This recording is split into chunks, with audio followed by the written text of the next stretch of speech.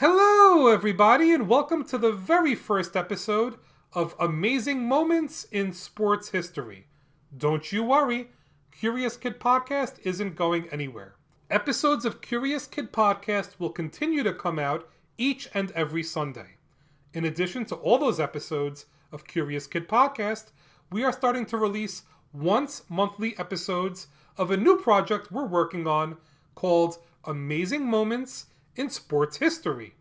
In each episode, we are going to cover a different, crazy, insane, bonkers event from the history of sports that happened on this exact day, but years ago. We are going to learn about moments from lots of different sports, from baseball to hockey, from horse racing to swimming. Olivia and Noah both love history, and they love sports, so they are really excited to share these sports history stories with all of you, our listeners. This first episode of Amazing Moments in Sports History will be available to everyone. But starting next month, in May, episodes of Amazing Moments in Sports History will only be available for our Patreon supporters. To learn more about how to help support the podcast on Patreon, click on the link in the episode notes or search for Curious Kid Podcast on Patreon. For the first episode of Amazing Moments in Sports History, we are going to take the time machine back exactly 45 years to April 21st, 1980, to tell the story of Rosie Ruiz and the 1980 Boston Marathon. Welcome, everyone, to the very first episode of Amazing Moments in Sports History. Today, we're diving into one of the wildest, most shocking stories in marathon history, the case of Rosie Ruiz and the 1980 Boston Marathon. How did a runner no one had ever heard of suddenly win one of the toughest races in the world? And why did her victory fall apart faster than a runner that twists an ankle? Buckle up, because this story is filled with twists, turns, and one very sneaky shortcut. Before we get to the scandal, let's talk about the race itself. The Boston Marathon is one of the most famous and hardest marathons in the world. Every April, runners from all over the globe come to Boston to test their speed and endurance over 26.2 grueling miles.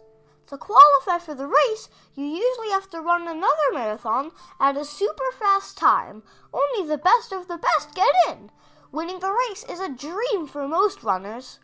Now, let's set the stage. It's April 21st, 1980. Thousands of runners are lined up at the start. The weather, cool and perfect for running. The crowds, loud and excited. Everyone's ready for a thrilling race. But no one knew that this would be one of the biggest scandals in sports history. Here's where things get interesting. Rosie Ruiz was a 31-year-old runner from New York City. She had supposedly qualified for the Boston Marathon by running the New York City Marathon 6 months earlier in an amazing fast time, 2 hours and 56 minutes. That's incredibly impressive for someone no one in the running world had heard of before. But what if I told you she didn't actually run the whole race? Yep, even before the Boston Marathon, Rosie had already cheated once, but no one knew it yet. So, back to the Boston Marathon. As the runners battled through Heartbreak Hill, the most difficult part of the race, everyone expected a tight race between some of the world's best female marathoners. But then, out of nowhere, a woman came sprinting towards the finish line, barely sweating.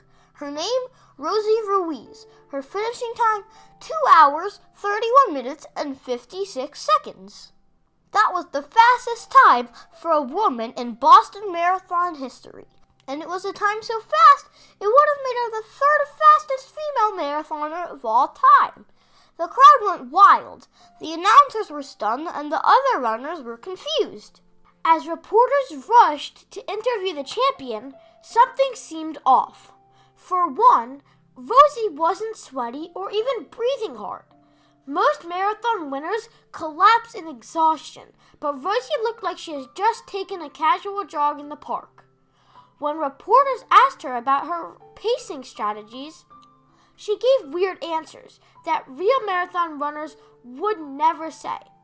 She didn't seem to know basic running terms, like what splits were, something every serious runner tracks. Then came the biggest red flag of all. No one remembered seeing her on the course. Elite runners and spectators along the way never saw Rosie Ruiz running with the leaders. So how did she finish first? Over the next few hours, things started falling apart for Rosie. First, there were no pictures or videos of her on the race course, except for the final mile. Second, 2 spectators said they saw Rosie jump out of the crowd and start running near the end of the race. Third, her New York Marathon win was fake too. Reporters investigated her New York City Marathon time and discovered that no one saw her during most of that race either. Turns out she rode the subway for part of the course and then rejoined the runners near the end. Busted. Just 1 week after the Boston Marathon, officials stripped Rosie Ruiz of her title and declared Jacqueline Garreau the real fastest woman that day, the official winner. Rosie Ruiz became one of the most famous cheaters in sports history. People wondered, why would someone fake a marathon win?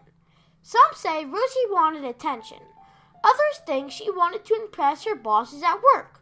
No matter why she cheated, she became famous for all the wrong reasons. So, what can we learn from this crazy story? First, cheating never pays off. Rosie thought she could take a shortcut to victory, but she got caught and became a joke in sports history instead of the real champion.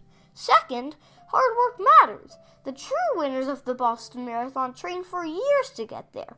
Rosie tried to fake her way to the top and failed. Third, the truth always comes out. Even when it seems like someone gets away with something unfair, sooner or later the truth will be revealed. After the scandal, Rosie disappeared from the public eye. She later got into legal trouble after stealing $60,000 from the company she worked for, which just goes to show cheating wasn't just a one-time thing for her. She passed away in 2019, but her story still lives on as one of the most shocking sports scandals ever. And that, my friends, is the unbelievable tale of Rosie Ruiz and the 1980 Boston Marathon. What do you think? Do you think she really thought she'd get away with it? And can you imagine what it must have felt like for the real winner to have her victory stolen? That's it for today's episode. If you enjoyed this wild story, don't forget to support Curious Kid Podcast on Patreon to get a new story like this every single month, in addition to many more amazing perks. Until next time, keep running towards your goals the right way.